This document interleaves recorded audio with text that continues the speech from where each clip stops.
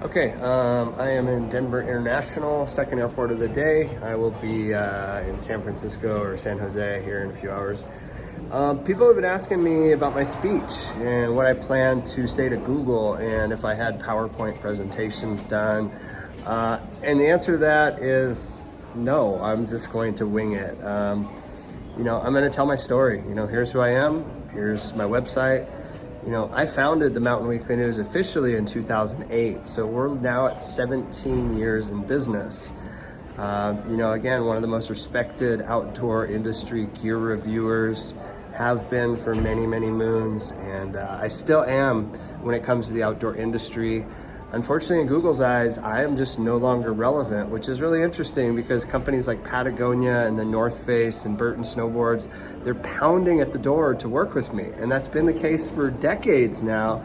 So hopefully Google can figure this out because I know I've got a lot to say. I know my team and I have a great voice within the outdoors. And I know that our story is really organic and authentic, honest, trustworthy. I mean, it's the exact kind of content that Google always wanted to see. And so unfortunately, I just got caught up in a mix-up, as did sites like House Fresh and Jake's site. There's so many of us. I lead a talk once a month with AvantLink, one of the largest affiliate networks that specifically works with brands within the outdoors. And it's not just the sites you're hearing on Twitter. It's not just the sites I'm talking to on AvantLink. At this point, we're probably talking sites over tens of thousands were affected. I'm guessing this is in the hundreds of thousands. It's just some of the smaller sites aren't going to talk about it vocally. And they might not even know that their traffic got wiped out. When you first start this, you just blog. I mean, that's all the Mountain Weekly News is. It's a blog. And today or yesterday's post from Glenn, that he talked to Danny, and they're saying now that, hey, you kind of got to stay in line. This is something Glenn told me in March. He looked at my website and said, oh, you're covering too many topics. Too many topics? That there's no way. If you're still listening to this, my website in 2008 started as a sports and entertainment publication in Colorado.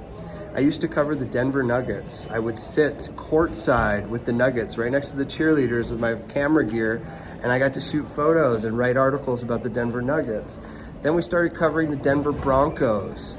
I would sit in the press box at the Denver Broncos games. My little blog at the time was just starting. Our main focus at that time was also snowboarding. So I would go to events like the X Games in Colorado and just wonderful events all over the country.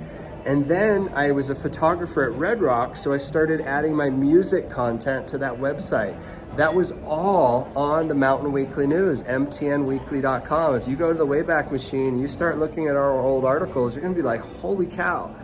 And now we're an outdoor gear review website. And that site started with snowboards.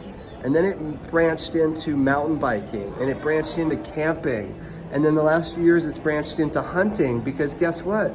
These are the things that I do. These are the things that people in mountains do. And we don't just do one sport. We have 4 seasons in the mountains, 4. That means there's at least 4 different activities that we're doing year round. And I should have the ability to talk about that on my blog safely without any ramifications from Google. So I know things will change. It's just a matter of how long sites can wait this out. If you remember, I did a post about this. It took me 18 months to recover my traffic in 2020 when Google last did this. I've talked about this on LinkedIn. I've talked about it on Twitter. I did a case study about this 4 years ago. This is also something I'll bring up to Google. So I've been here, done this before, but again, if you're talking 18 months for a site to recover, that's gonna be hard for a lot of businesses. So hopefully we can all meet together at the Google headquarters. I'm really excited. 3 minutes is not enough to tell my story, but honestly at this point, I think Google knows who I am. They've clearly invited me out for a reason. And the reason for that is, it's twofold. I think part of it is a PR stunt. I think part of it's to really try and pacify me. And I think the other side is maybe Google really wants to work with us. Maybe Google really, really cares about the type of content and creators that myself and a lot of these other people that are being invited to the meeting all can offer to the internet and the ecosystem. So thanks everyone. I will keep the updates coming. Next one will be from the Bay Area.